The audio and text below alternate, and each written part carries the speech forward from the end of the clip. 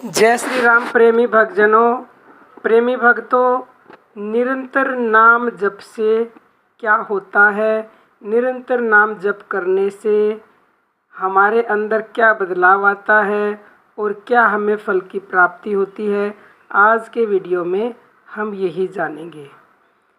तो प्यारे भक्तों, सबसे पहली बात तो मैं बिल्कुल जो शुरुआती साधक हैं उस हिसाब से बता रही हूँ। अब आप ये देख लेना आप किस स्टेज पर हैं, यानी जप की कौन सी स्थिति पे हैं आप।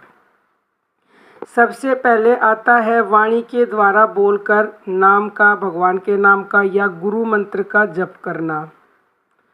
तो प्यारे भक्तों, जब आप कुछ दिन वाणी के द्वारा वाचिक रूप से भगवान के नाम का जप करेंगे तो थोड़े से दिनों के बाद आपके अंदर श्रद्धा भाव बढ़ने लगता है।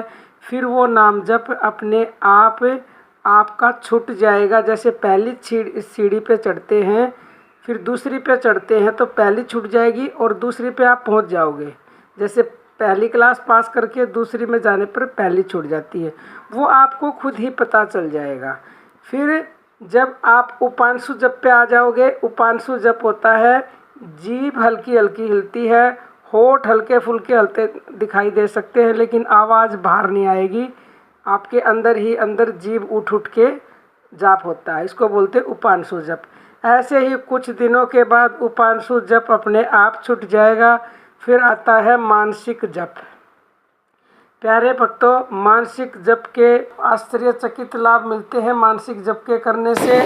और जब आप लगातार मानसिक जप करते रहते हैं गुरु मंत्र का, चाहे भगवान के नाम का, चाहे अपने इष्ट देव का, किसी भी मंत्र का आप जप करते हैं मानसिक, तो जब आप करते रहते हैं हर समय, मैं बोलती हूँ कि हर समय करो, पूरे दिन काम करते करते करो, सुबह करो, शाम करो, सोते करो, करते रहो, तो फिर ये मानसिक जप आपके अंदर इस प्रकार घुल जाता है कि ये अजपा में बदल जाता है। वैसे प्यारे भक्तों, अजपा जप अपने आप हो रहा है हमारे अंदर, लेकिन वो हो तो रहा है लेकिन वो ऐसे दिखाई नहीं देता तुम्हें, ना ही वो माना जाएगा कि हो रहा है जब तक तुम उसे अनुभव नहीं करोगे। और अनुभव कब होगा? जब तुम वाणी के द्वारा करोगे, उपांशु करोगे और मानसिक करोगे। हो सकता है कोई साधक सीधा मानसिक भी कर सके, क्योंकि ऐसा होता है कई बार। ये समझो कि अगर वो वाचिक और उपांशु नहीं करे और सीधा मानसिक करने लग गया तो पिछले जन्मों का उसका ये कोई प्रारब्ध है कि उसकी भक्ति वहीं से छूटी है, तो इस जन्म में वो वहीं से लग गया। क्योंकि ऐसे फिर कमेंट करते हो प्यारे भक्तों आप। तो जब अजपा जाप होने लगेगा फिर आप को क्या करना है? अपने श्वासों पर ध्यान देना है। श्वासों के द्वारा वो जो अजपा जाप हो रहा, थोड़े से दिन उसका अभ्यास करें कि श्वास के द्वारा उसको देखना है कि वो श्वास आ रही है, जा रही है, वही अजपा जप है। आपको जब श्वासों का ध्यान करोगे, या तो कोई भी मंत्र मत बोलो, खाली श्वास के ऊपर ध्यान रखो तो भी वो प्राण जप ही होता है। या फिर सोहंग, सांस ऊपर गई सो, नीचे आई हंग।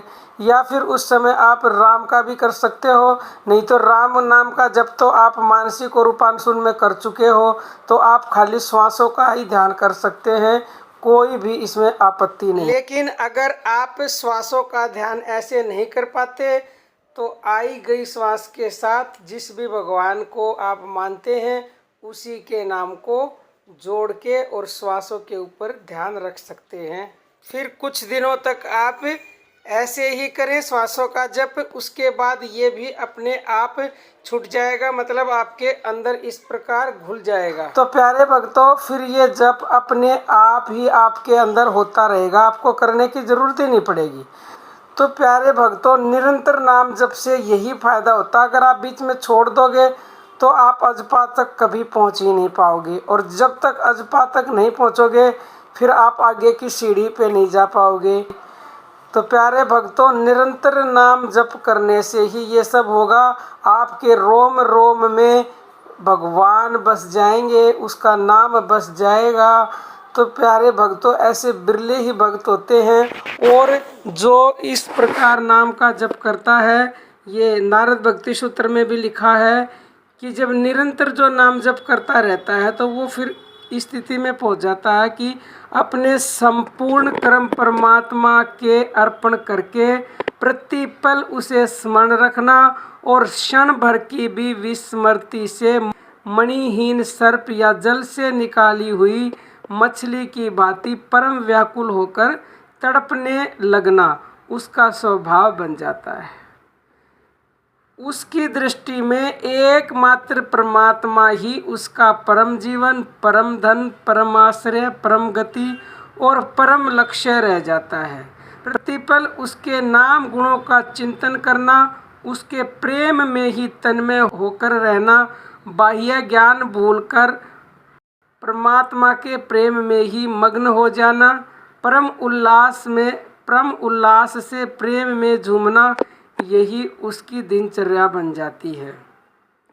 ऐसे भक्त कभी उसका चिंतन करना नहीं भूलते और कभी उसके प्रेम में रोते हैं, कभी हंसते हैं, कभी आनंदित होते हैं, कभी अलौकिक कथा कहने लगते हैं, कभी नाचने लगते हैं, कभी गाने लगते हैं, कभी उन अजन्मा प्रभु की लीलाओं का अनुकरण करने लगते हैं और कभी परमात्मा को पाकर शांत और चुप रहते हैं।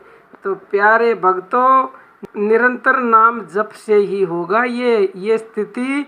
जब आप निरंतरता से किसी भी मंत्र का, किसी भी भगवान के नाम का जप करते रहोगे तो ये स्थिति आपकी अवश्य आएगी। और इससे बढ़िया कोई संसार में पुण्य काम है ही नहीं। सबसे बड़ा पुण्य है परमात्मा के नाम को याद रखना और सबसे बड़ा पाप है उसके नाम को भूल जाना। प्यारे भक्तों, तो आप निरंतर भजन ध्यान करें। आज के लिए इतना ही। जय श्री राम।